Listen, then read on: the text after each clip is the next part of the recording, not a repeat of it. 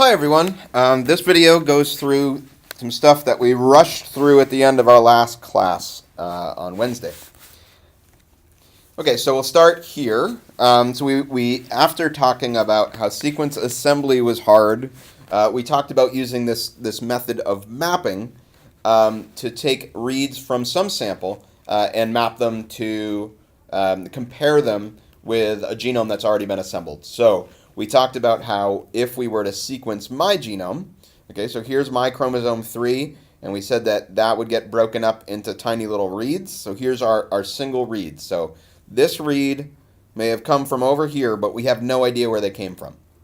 And so we said that we can do this by mapping reads. So we're going to take individual reads and compare them, look along chromosome 3 of this reference, this like general human sequence, and try to figure out, oh, this read looks just like that sequence. This read looks just like that sequence or very similar, so this and that must be allelic copies of each other. And so we can look at that at a sequence level. So here are a few of my reads. Here's a tiny little bit of the reference sequence. And so, again, we can see that this sequence actually happens to look like the very beginning there. We started with the bottom sequence. So we can place this because it's very similar. We can place this one over here because it's very similar. We can place this one over here and so forth. And that once we've placed all these reads, so now we kind of know what my sequence looks like, right? We know that my sequence goes T, T, A, and then C, A, C, T. So we can put it all together, and we have this general information about my sequence. And so we see sometimes we're missing a couple of nucleotides. So here we didn't actually have a read sequence that overlaps this, but that overall we can reconstruct what my sequence is and use this to identify differences between me and other people. So here it's just against some reference genome that isn't even a specific person, it's like a combination. But if we were to sequence everyone in the class, then we would see some of us have an A here, some of us have a C, some of us have a T here, some of us have an A, and then we'd find some other sites where both the reference and I have a T, but maybe you have an A. Okay, so that's the first technology. So we can think of this as DNA sequencing is the first technology that we can use to identify SNPs and actually any kind of difference between different individuals in a population. So we can also use these technologies to look at RNA expression. So what we're going to do here is we're going to take all the RNAs out of some biological sample, anything basically that we want, and we can map. We're going to take these, and now we're going to map these to the gene sequences. This is going to allow us to see in this sample how much of every RNA were there. So what we're looking at down here is a tiny genome region where we have 4 different genes. And so then here are the reads we generated by this RNA-seq. So each one of these represents an mRNA that was in the biological sample that we sequenced. And so now we can map these.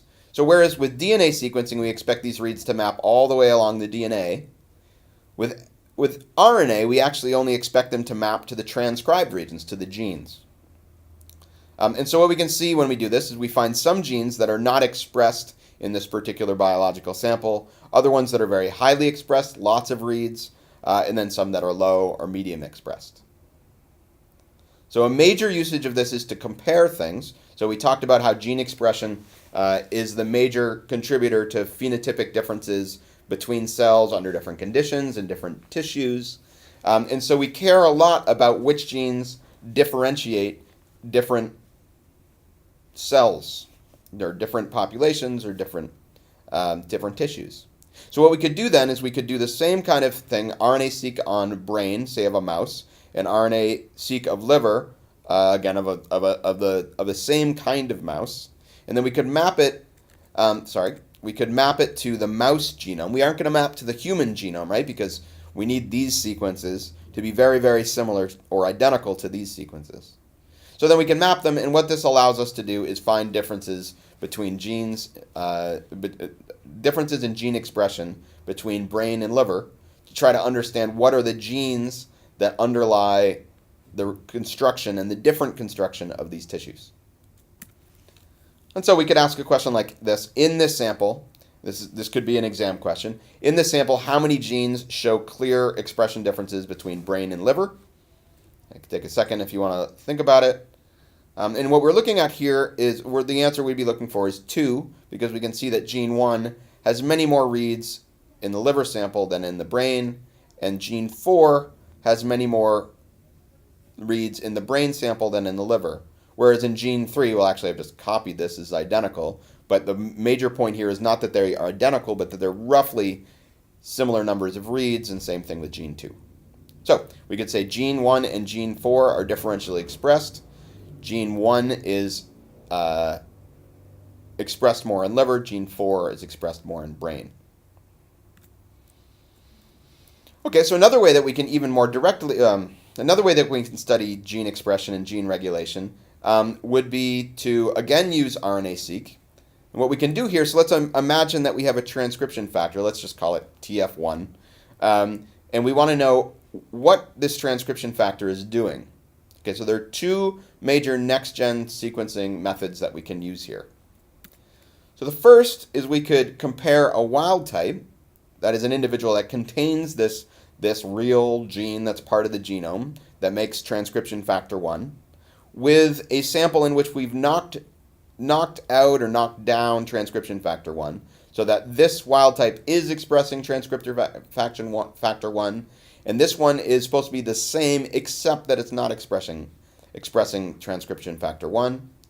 And again, we can look for differences. So this gene is expressed the same, so that would suggest that transcription factor 1 is not involved. This gene is more highly expressed when transcription factor is there in wild type than when it's not there in the knockout. So that it suggests that transcription factor 1 is promoting expression of this gene. On the other hand, here we see that this gene is expressed more when transcription factor 1 is knocked out, which is consistent with transcription factor 1 repressing expression of this gene, right? So here we have transcription factor 1, it's repressing. Here, there's no transcription factor 1, so it's not I'm sorry, that was backwards. Here, we have transcription factor 1 and it's not expressing, so that would be consistent with it. Transcription factor 1 sitting here and repressing this gene. Whereas here we don't have transcription factor 1, so it's not repressed. So you start to see, you can kind of confuse yourself with this sort of thing, but that's the logic that we can go through with this. And so, yeah, so this is the kind of question we could ask on that material. Which gene does this suggest is positively regulated by transcription factor 1, and which one is negatively? So an even more direct way to look at this is we can actually directly see where transcription factor 1 is binding. So here we're looking at a chromosome and with 2 genes where transcription factor 1 is binding near them. And this method is going to allow us to detect that, to systematically look through the whole genome and ask, where is transcription factor 1 binding? Okay, so the way this works is we're going to develop antibodies that can bind to transcription factor 1. And we're going to pull these down. We're going to hold on to these antibodies so that we're going to keep them and grab everything that they are binding to. And so what this means is that we can do this. Now we're going to cross-link our DNA to our protein. So this transcription factor 1 is going to actually become physically linked, covalently linked to the DNA, so that it's going to stay tight to the DNA. And now we can pull this stuff down so that we'll have this and we'll have that. And then we're going to chew away all the other DNA. So the only DNA that's left is this DNA that's physically linked to the transcription factor. And now we're going to undo our linkage so that we can get this DNA back out. And so now we have these reads, these DNA sequences that tell us where this transcription factor was binding. And now we can compare those to the genome, and we find that they're at these 2 sites. So these reads will tell us that they're right near, that they have the same sequence as this genomic sequence, and it tells us that this transcription factor was binding right near our gene.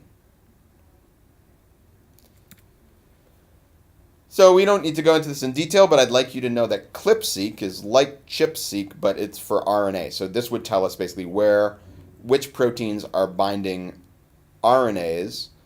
They could be modifying splicing or other processes. But this is good to know. And another variant is we can use RiboSeq. So here we're going to do a ClipSeq kind of thing on ribosomes. This is going to tell us where the ribosomes are on the RNA. So ribosomes, remember, are the things that are actually translating the RNA.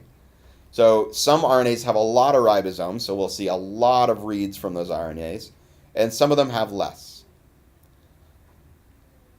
So RNAs, when we do this process, we get a lot of reads, and the RNAs, genes whose RNAs have a lot of, are being translated a lot, that are very efficiently translated, we'll get a lot of reads from these, and genes that are less expressed we'll see less of. So this tells us not in differences in rates of transcription, like RNA-seq does, but in differences in rates of translation. So here are some questions. These slides are online, so you don't need to write these down. The slides I'm going through right now are also online. But here are some questions we could ask. So how do we find SNPs? And so you can go back through this video and through the slides, and you'll find that SNPs are the kind of thing you want to sequence the DNA, right? Because we want to find differences in the DNA. How can we study gene expression levels? So gene expression levels, the key here. We're going to study RNA-seq. Remember, that's how we looked for highly expressed and lowly expressed genes. And what is the most direct way to study which genes are regulated by transcription factors? So this is, if you go back, you'll see that we can use ChIP-seq to see where transcription factors are binding. So most direct here, because that way we can directly look at what it's binding. But we also talk about how we can use RNA-seq on knockdowns to figure out this kind of thing. RNA binding proteins, this is just like ChIP-seq, but it's called ClipSeq. And finally, to figure out rates at which mRNAs are translated, we can use RiboSeq. So that gives a sense of how these methods work and the kinds of what I want you all to know about how these methods are used, so that when you go on into your careers or continue in your careers, you can be aware that there exist these tools to study different aspects of gene expression. Thanks a lot.